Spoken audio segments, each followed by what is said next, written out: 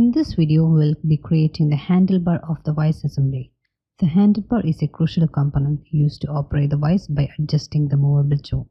It allows the user to apply torque, enabling smooth and controlled clamping of objects. The drawing files have been attached for reference. You can use them to check dimensions. You can download the file from the link. Now let's start designing.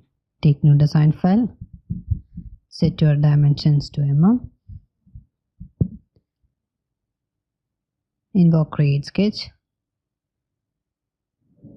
Take front plane.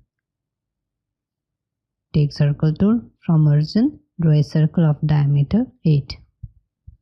Now invoke extrude feature. Direction is symmetric.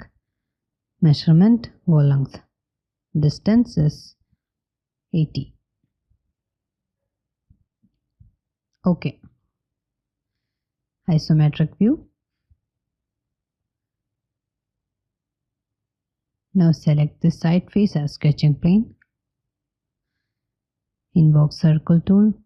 From origin, draw circle of diameter 12. Solid. Invoke extrude feature. Select the both profiles and extrude it to distance 5. From modify, take chamfer, select this edge and give chamfer of distance 2. OK. Now from create, invoke mirror feature. In object type, features, from timeline, we will select extrude and fillet feature.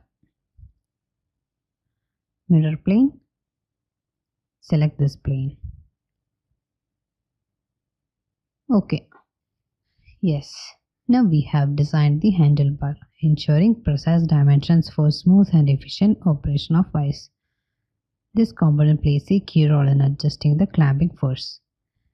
Next part, we'll be creating the other components.